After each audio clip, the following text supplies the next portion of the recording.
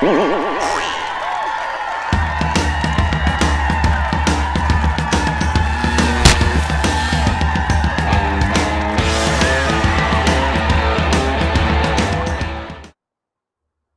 everybody. Welcome to another Comic Source Comic Boom collaboration. We're up to issue 25 of Spawn for our daily Spawn, our year of the Spawn, our 30th anniversary of Spawn. However you want to look at it, we're celebrating Spawn this year by covering the entire regular series. And we're up to 25. And it's definitely has a little bit of a different feel than a lot of the previous issues. And a lot of that has to do with the artist. And I guess I should just give the credit. Maybe that's the best way to do it. So this is drawn by Marc Silvestri. He's the one that does the pencils. It's still written by Todd McFarlane. We have inks by Bat and Billy Tan, letters by Tom Orzechowski as usual, and then Brian Haberlin does the color. So, Bat is probably much more known for, and Billy Tan much more known for inking Marc Silvestri than Todd McFarlane.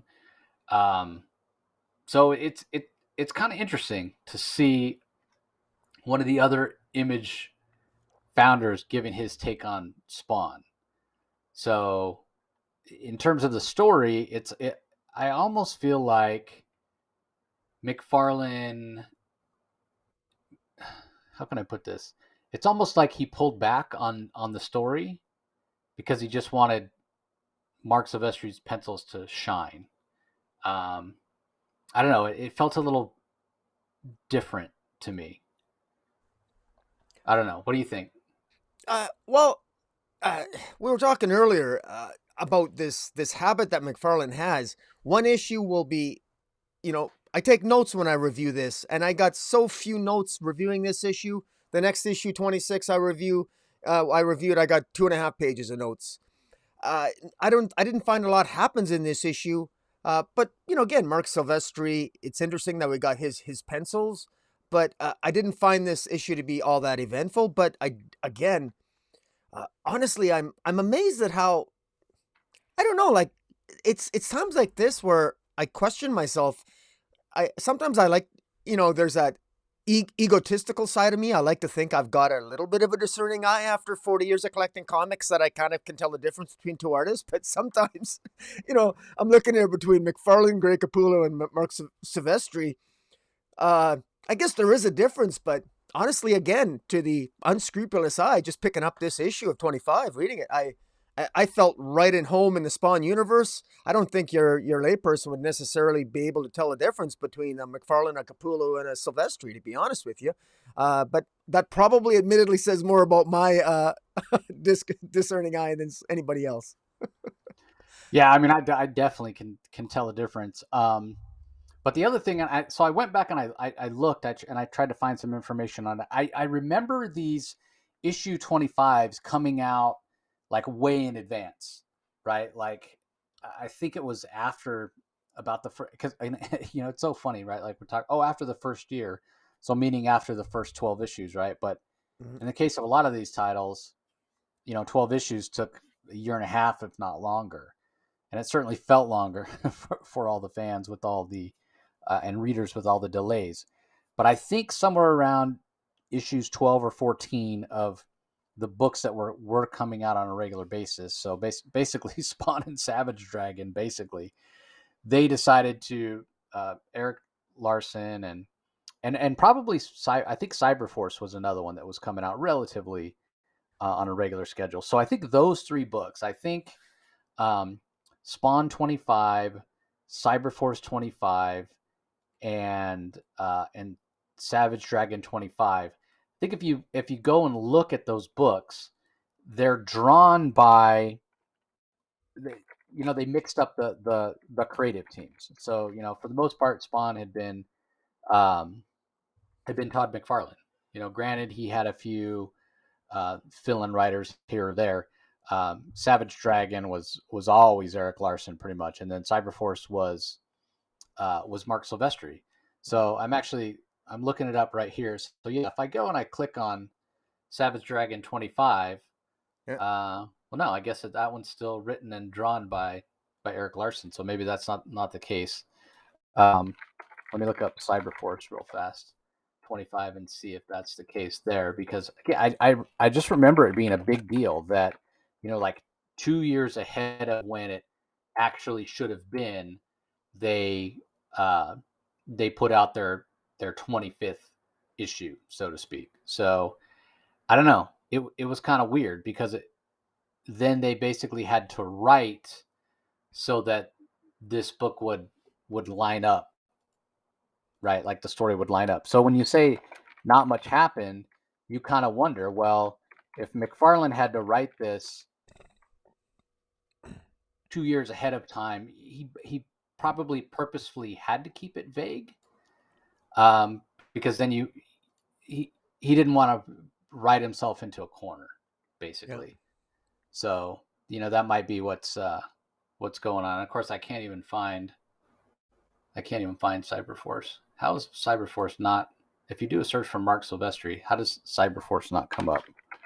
Not sure how Well, that. yeah, it hasn't really been Cyberforce hasn't really been an intellectual property on the pop culture landscape though for a very long time. So Yeah, here perhaps it his is. internet can be forgiven. Yeah, and the main title didn't even get up to number 25. So I don't know. Maybe I'm misremembering. Maybe it was only Spawn that did this. But I don't I know. mean, I don't honestly. I don't remember any of that. But I stopped collecting Spawn at issue like 12 or 13. So it's kind of news. You're always giving me a history lesson, which I appreciate.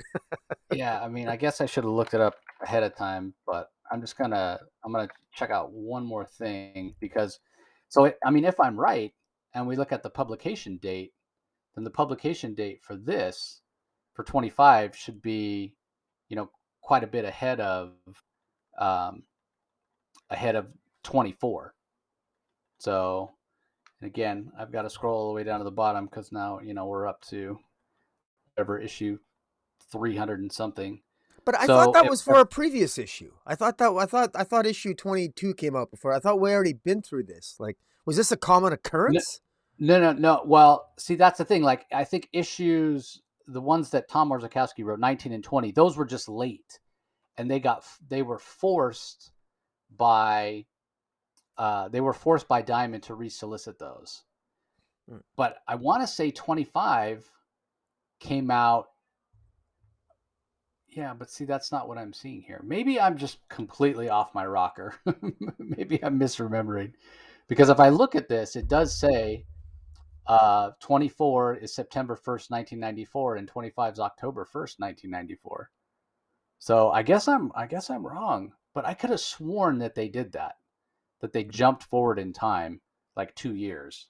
Maybe it's with 50. I don't know. Anyway, I'm I'm not sure it gonna happened. We'll just pretend we're in the DC universe. Somewhere in the Omniverse, it happened that way, and everything matters. So we'll leave it like Yeah, that. maybe I'll take a deeper look, or maybe if we ever get Todd on, we can ask. But Okay. anyway, if we dive in, it's called Tremors, and it starts off and bit of a recap. We get the three talking heads: the CNN guy, the E Entertainment guy, and the right wing guy who's now on channel Viacom 6, and they're all referencing the recent events that we saw in the Hunt storyline, um, where all these different agencies were fighting. We're trying to track down Spawn. And again, it doesn't make a whole. You can't put too much stock in it because we even talked about it, right? How the CIA is not allowed to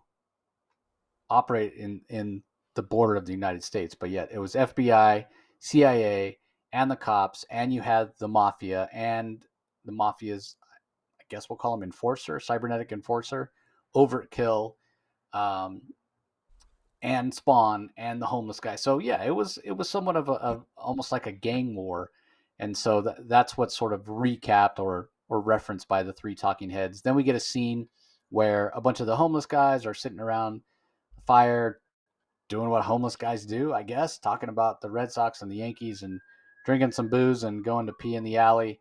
And then one of the guys he goes to relieve himself, and then he's coming back, he gets accosted by another street punk, and we're told in the exposition about how Spawn has now set it up so everybody who lives on that turf, the turf that Spawn's protecting, um, is protected from outside, but there's still some threats on the inside, right? So this guy, the insinuation is this guy's an enforcer among the homeless themselves, and he has a message for Spawn. He says, you know, tell Spawn he needs to pull back 15 blocks unless he's looking for a turf war.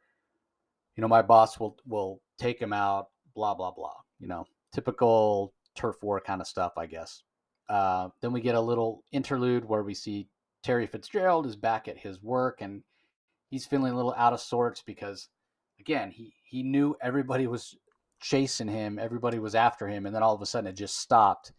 And the way he puts it is somebody's breathing down heavy on them, so it's going to be hard to get any answers. So he wants to know who was behind it. I mean, he's glad that the pressure's off now and he's not being framed anymore, but he wants to know who was behind it.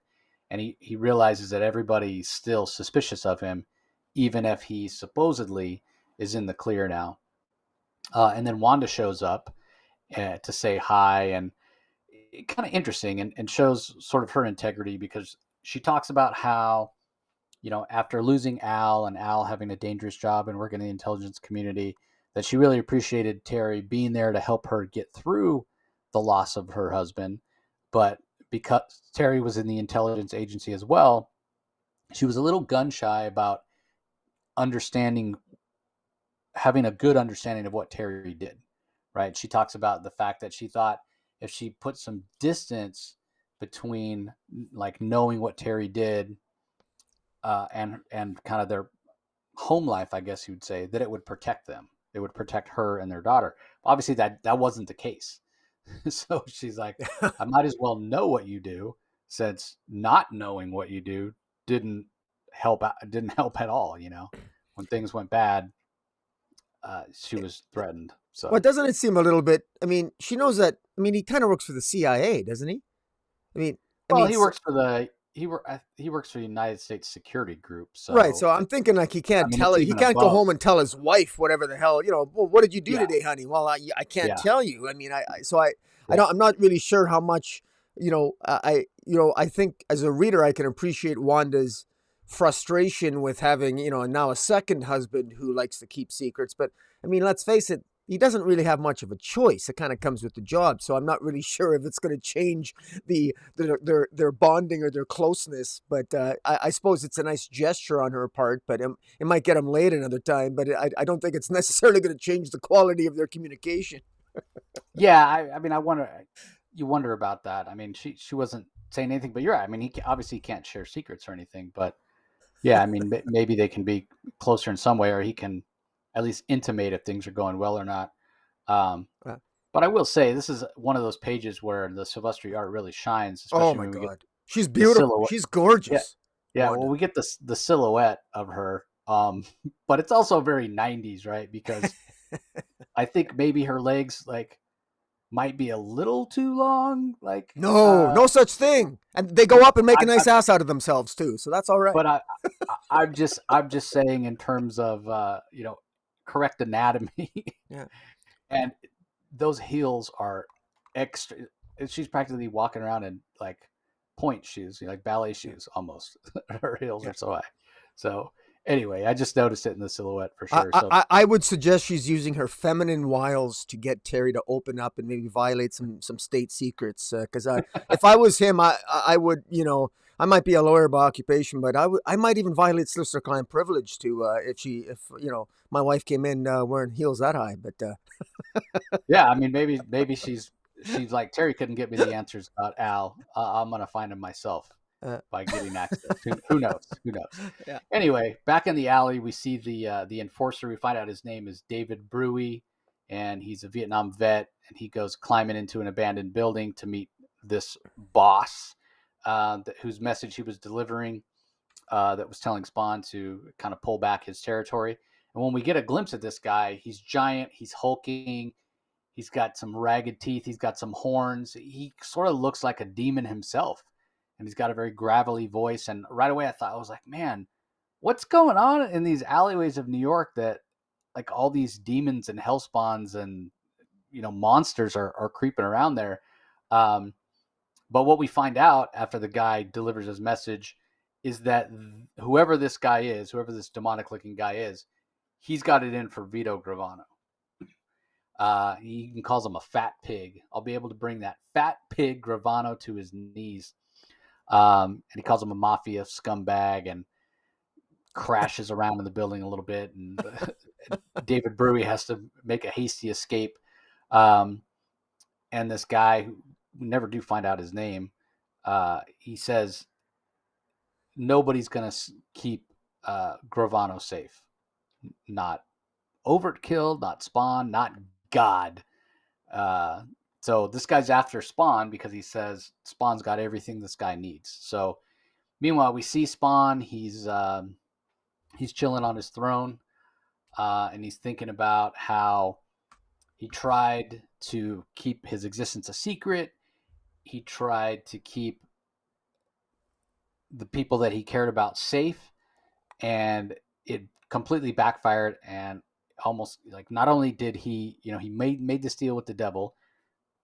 Not only did he not get his wife back, he came back 5 years later, tried to keep his existence a secret, and in doing so, almost got his wife killed. So it was almost the exact opposite of what he wanted. Instead of being reunited with her, he almost got her killed, which I guess in a way would have allowed them to be reunited. But we're told he won't allow that to happen again. Um, and despite what we saw a few issues ago with him sort of seeming like he was accepting his existence as Spawn. Now it feels like he's kind of moping around and backsliding a little bit. Mm.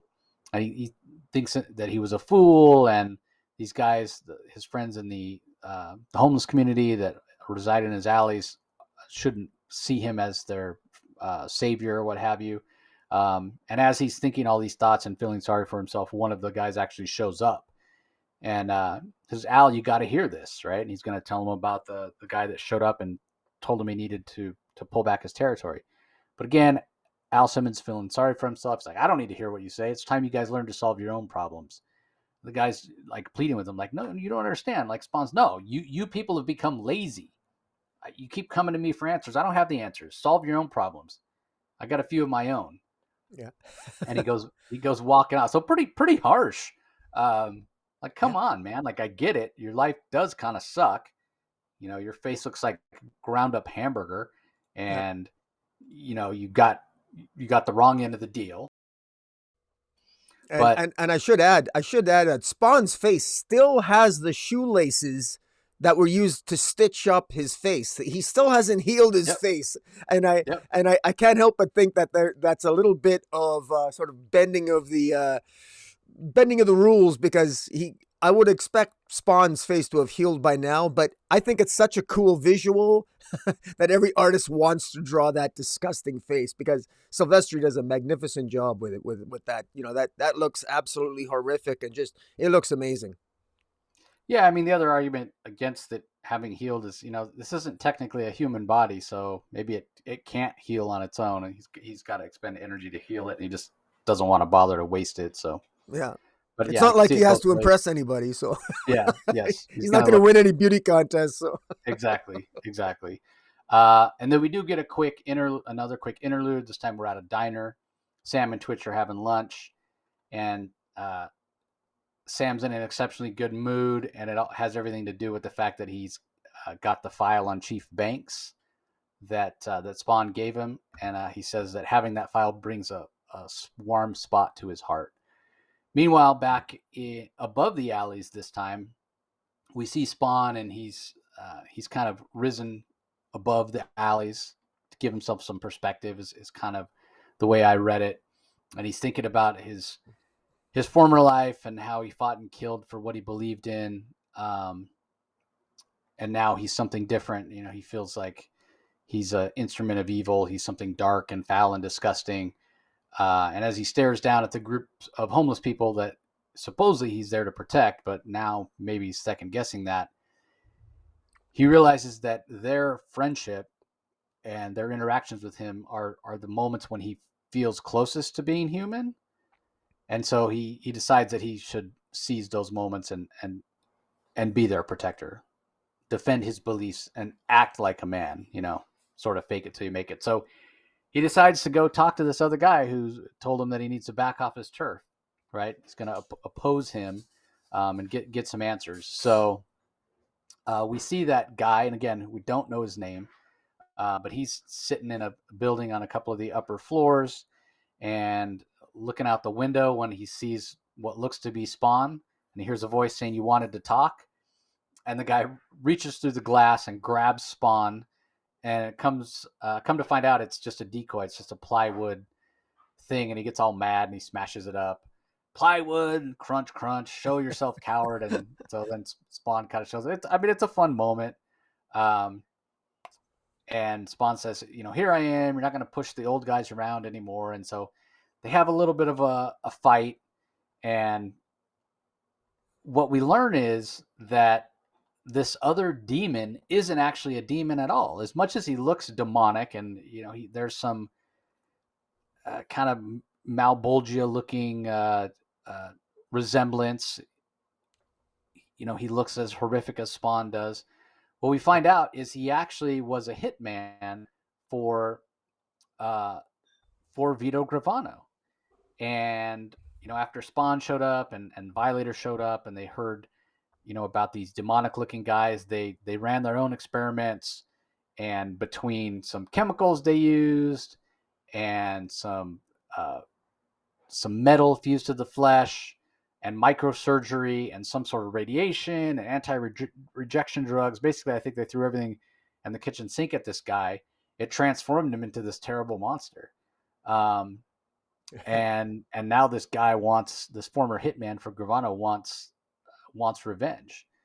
And so when Spawn hears all this, he doesn't necessarily agree to help the guy go after Gravano. But what he does is he leaves and comes back with the file that he has on Gravano that has, all this information. And he tells them, he goes, this contains everything that I have on Vito. I haven't read it all, but there's plenty in there.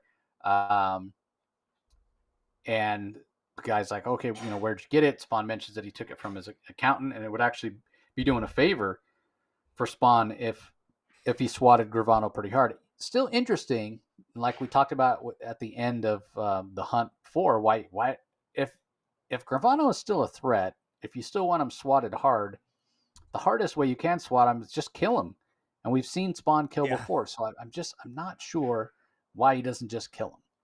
Yeah. But anyway, I think you hit on. I think that's more of a significant constructive criticism than you and I have both made it. Yeah. I think it doesn't make sense that Spawn is letting these very high profile evil men live. And as the issues progress, that just keeps getting hammered home even more so. So it is, I think, it does sort of baffle me a little bit. But again, nothing like a good villain. But the villains need to be elevated in order to justify how can a villain continue to survive when faced with an enemy like Spawn. We haven't really been told that yet, because Vito and Jason Wynn arguably should be dead by now. But anyways. Yeah, I mean, you could make an argument that Malbolgia and his denizens, Violator and whatever, they're more of a match for Spawn. They can't be killed. But yeah, you wonder, and I guess there could be an argument made that Spawn is trying to act like a man. He said that here, and that's what eventually, act human, feel like a man, feel human. That's what eventually changes his mind about not wanting to help out the homeless people that he spends most of his time around. Mm-hmm. But even when he was a man, he was a government assassin and killed people. So that even that argument doesn't really hold up. Maybe an argument could be made that he's trying to, in some vain way, hold on to some vestige of his humanity, because he lost his body. He doesn't look human. He doesn't have human body parts. He's made up of psychoplasm, necroplasm, whatever it is. So maybe he's just choosing not to kill out of some vain attempt to maintain some tether to some goodness based upon the memory of his wife. Maybe, if I'm stretching it, I'm trying to help Todd McFarlane out here. That's exactly what I'm saying. But what I go back to is, well, it didn't bother him when he was alive. But I guess then the counter argument there is, well, yeah, and look what happened to him when he when he died, and we'll Yeah. talk more about that when we talk about tomorrow when we talk about issue number 26, Yeah. because that kind of plays in when we, when we somebody comes right out and says, well, why'd you pick Al Simmons, Yeah. and it, or Al asked that question maybe like, why'd you pick me? And then somebody says, well, your capacity for evil, whatever. So maybe that's it. Maybe that, Yeah. he's trying to be good, quote unquote. But anyway, after he gives a file to this guy, and again, I find it strange. It seems like he's going to be a significant character, but we never get a name for him. So he jumps off, says, thanks, Spawn. I'll give you the lowdown when I'm through with him. Spawn says he'll be around. And he stops to think that for all the power this creature had, it seemed just as kind of tortured and, emotionally traumatized as Spawn himself seems. And he wonders, did he make a friend? Is this guy going to be an enemy at some point? Is it something in between? We don't know, and that's where it's left. So, yeah, I mean, I like I said at the beginning, I feel like I won't go so far as to say not a lot happened in this issue. I mean, basically, we're introduced to this new characters. It seems to be the most significant event, um, but it does feel like McFarlane did tailor the script for Silvestri, for his style of art, which, I mean, compared to a typical Spawn issue, Yeah. I guarantee there's fewer panels, Yeah. and the panels themselves are bigger. And that's not to say that we don't get splash pages when McFarlane draws, but I think in general, you will get splash pages, but you'll get some pages where you have a lot of panels, and here you don't. 4 or 5 panels at the most, and a lot of the pages have even less than that. So, I mean, I'm a huge Silvestri fan, and I love the fact that we got to see Silvestri draw Spawn, and I particularly like the scene that Rocky referenced where Spawn's standing up when the homeless guy comes to tell him that somebody threatened their turf, and he stands up and you people are lazy, blah blah blah. It's just a great scene, and beautifully rendered by Silvestri, even with the shoelace face that Spawn has. So, yeah, I mean, in terms of like chunk of story, um, it's a quicker read. This is definitely a quicker read, and in that way, even though it's not written by somebody other than McFarlane, um, just because of the style that Silvestri has, I think makes it a little bit of a quicker read. Um, but yeah, I'm glad I'm glad there's a Silvestri drawn issue of Spawn. I'm glad it Yeah. exists. So It a couple of things with the story itself that I thought were curious choices that I don't necessarily agree with, but did not substantially detract from the narrative itself. Was just the choice. This new character. I appreciate that McFarlane wrote a story that maybe was trying to cater to Silvestri's artistic tendencies and interests and preferences, but not naming this sort of new villain, this person that was experimented upon, this former hitman of Vito Gravano, not giving him a name, I think was it didn't make any sense to me. I mean, I can't see Spawn, especially if Spawn is a former intelligence officer himself he was an undercover operative himself, or at least a military guy. I can't see him giving a secret file about Vito Gravano to some guy. He doesn't even bother getting his name, and the guy looks like a devil. I mean, and also artistically, the artistic rendition of this guy, this former hitman who's been experimented upon, we not only do we not know his name, but why does he have horns out of his head? I know that he was experimented upon, but why does he actually look like he's actually a demon Spawn himself? He looks too much like a potential hell Spawn, and I think it throws confusion in the narrative. And I think I don't think that necessarily works well, unless, of course, maybe he is, like we know from Jason Wynn, or rather, we found out in previous issues.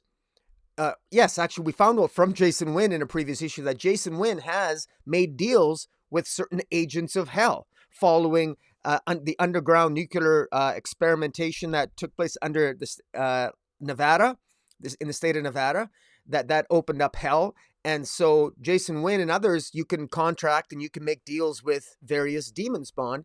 And so I could maybe see if this hitman was linked to that, maybe that would explain his appearance. But if he's just, you know, if you're going to experiment on a soldier, you know, it just seems like, oh, how convenient. He looks exactly like a Hellspawn. I'm wondering if maybe Vito also has connections with Hell, with Agents of Hell, just like Jason Wynn does. That might explain maybe why Vito and Jason Wynn are a little bit more powerful than maybe they first appear, and could maybe add a little bit more verisimilitude to the story, because as you and I have both agreed upon, that it seems a little bit odd that Vito and Jason Wynn haven't been taken off the playing field so far. But so other than that, I like this.